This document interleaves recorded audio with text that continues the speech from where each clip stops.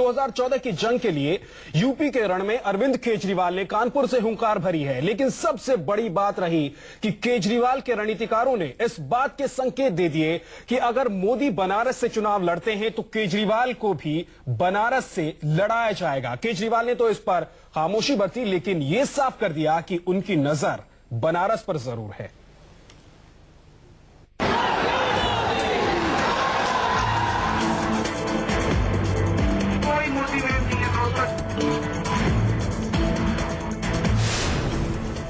मोदी जी के, आडवाणी जी के, मुरली मनोहर जोशी जी के और राजनाथ सिंह जी के बीच में टिकटों की लड़ाई हो रही है। वो कह रहे मैं बनारस से लड़ूंगा, वो कह रहे मैं कानपुर से लड़ूंगा, वो कह रहे मैं लखनऊ से लड़ूंगा।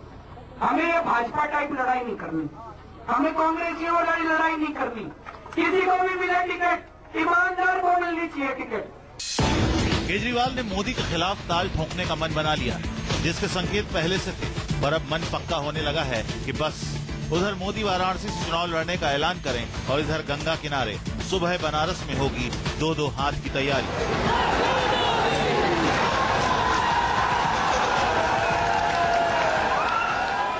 सुबह बनारस, ये रुतबा पूरे उत्तर प्रदेश का है।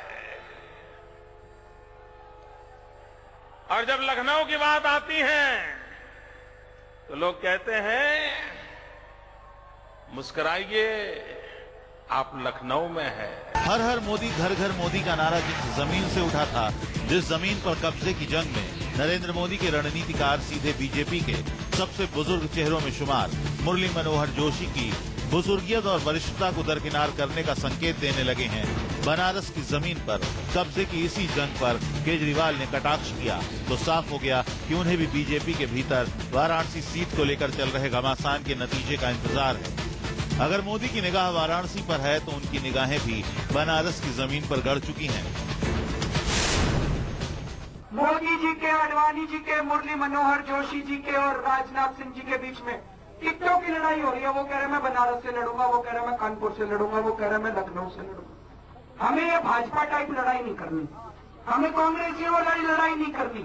किसी को भी मिले टिकट, ईमानदार को मिलनी चाहिए टिकट। केजरीवाल बीजेपी के पीएम उम्मीदवार मोदी का रास्ता रोकने पर अब आमादा हैं। मुरली मनोहर जोशी को हटाकर मोदी को वाराणसी सीट पर उतारते ही वोटों की गोलबंदी मोदी के खिलाफ करने में उनका चेहरा ही सबसे मुफीद होगा। ये बात भले ही केजरीवाल न कहें, लेकिन उनके रणनीतिकार ताल ठोंककर मंचों से बोलने लगे हैं। हमारे अरविंद भाई कल चले जब कौशाम्बी से, तो पत्रकारों ने पूछा आप तो उत्तर प्रदेश में जा रहे हैं, वहां तो मोदी की लहर है। मैंने कहा हम भी देख लेते हैं उत्तर प्रदेश में कौन से उत्तर प्रदेश में मोदी की लहर है। वहां से चले रास्ते में तो पता चला हर जगह वहां तो हवा निकली हुई है, जिधर से निकले वहां हवा निकली हुई है।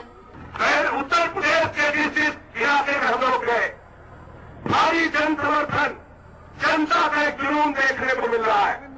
और ये साफ संकेत है इस बात का कि लोग उत्तर प्रदेश में तमाम रणनीति आए हैं। अरविंद केजरीवाल ने अगर 10 दिन उत्तर प्रदेश में प्रचार कर दिया तो सारी पार्टियों का वो मिस्टर बन जाएगा।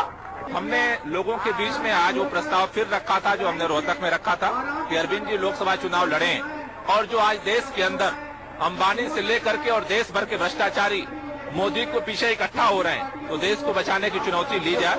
और जनता के बीच से जिस तरह का मोदी का नाम आया है, संजय भाई ने वो प्रस्ताव लोगों के बीच में रखा है।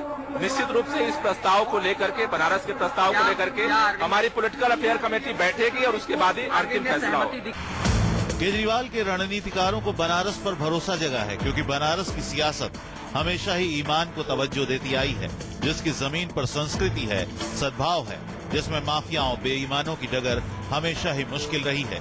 लेकिन सवाल उस मिजाज का है जिसमें बनारस ने 1991 से 2009 तक साल 2004 को छोड़कर हर बार बीजेपी को जिताया है।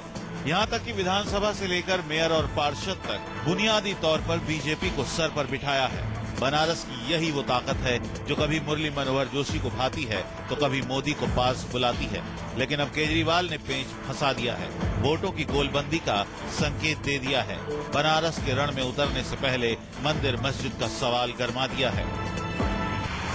मोदी के खिलाफ मुद्दों को तराशने में केजरीवाल ने अपने पुराने सवाल भी उठाए हैं। जिसमें मोदी खामोश हैं, लेकिन केजरीवाल की तलखी रोजाना बढ़ती जा रही है। केजरीवाल के सवालों पर मोदी कब तक खामोशी ओढ़ेंगे, सवाल सुर्खियों में आ चुका है।